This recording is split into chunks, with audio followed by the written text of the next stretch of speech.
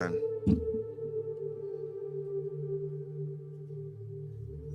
Einstein made a statement. He says that I'm not interested in the phenomenon or that phenomenon.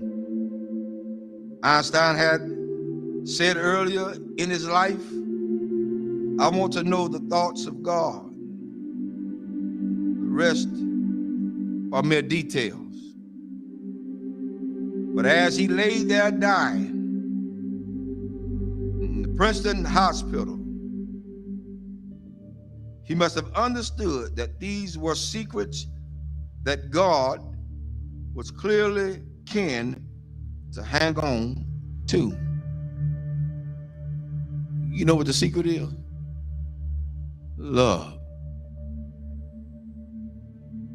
Love. Love.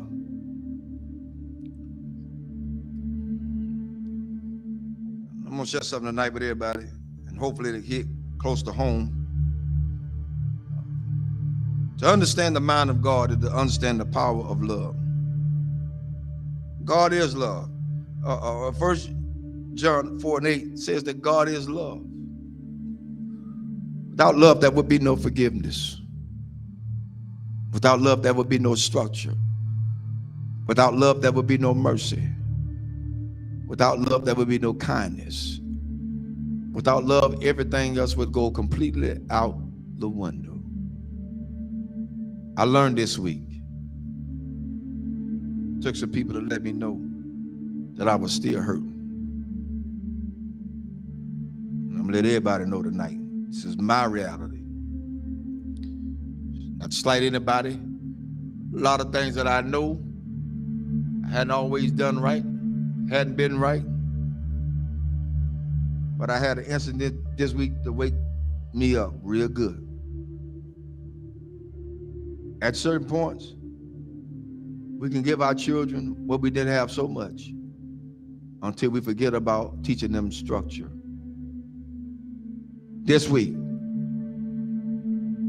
I learned at some point you won't be respected.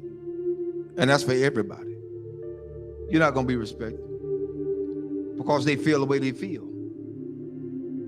They're emotionalized. They're emotional creatures. Therefore, they don't know. But I did the one thing I thought that I would never do. Turn and walk. That's where I was. But I found out that I had a whole halo of hurt that I'd never been released from.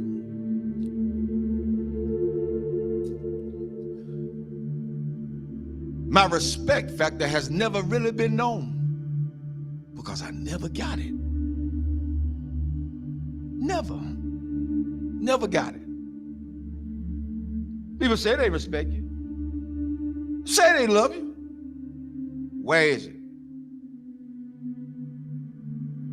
One of the things we got to realize is what we train our children to do, they're going to do it to the fullest extent. If you let them be into your business as adults, then they're going to have all rights and privileges to say what they want to say, not knowing the outcome of what could be. But I learned something. Even though I went through all that hurt and I'm still hurt, that's all right. I don't mind it. I'm going to go through this thing. I'm going to go through it. Because at this point, I don't owe nobody nothing. I owe God himself. For me, I did what I needed to do and walked away. I did what I had to do and walk away. And it ain't easy. It ain't easy trying to do right and you still get damaged. It ain't easy. God help me tonight. It is not easy. It is not easy to be in a place and feel like you're trapped. Because even when you do good, evil is always present. So you have to face the fact. That's why I said a lot of times, I've told people, and I still tell people today, don't hold me up as no God. Because I'm going to fall. And I'm going to make you fall. Don't hold me as no God. I'm gonna make some decisions that folk just is not gonna like.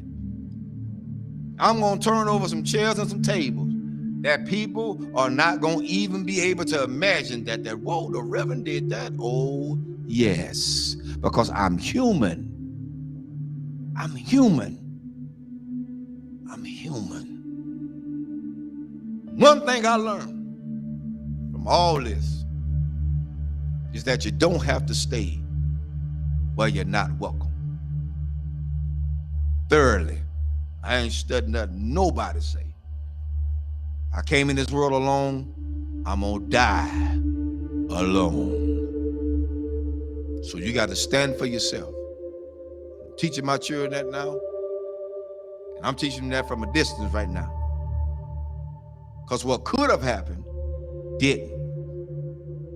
And I love all of them. I love everybody. I love everybody. But there comes a point in your life you got to let go. You got to let go. How long do you have to put up with a lot of stuff? You did your part. You did what you can do. Now it's time to let them go. A lot of parents out there suffering now, and I'm telling all parents out there now, you done did all you could with your child. They're in their adulthood. They think they know it all. They done seen the world. They got more sense than you. Let them go. Release them in the Lord's hand. If you get in the way, you get in the way of God's hand. Get out the way. Because whatever God got for them, that's what he's going to get. Well, that's how it is. Children shouldn't be involved in the parents' business. Amen. I'll say it again. Children should not be involved in their parents' business. Whatever go on between those two, that's their problem. Not the children. But the children are affected by it. But guess what? It's up to those parents to sit the children down and talk to them together, not apart. Together. Together. You want to stop a whole lot of confusion? Talk about it together. You don't want to break down the communication? Talk about it together. At this point for me going forward, that's what we're going to do. And if they can't do that,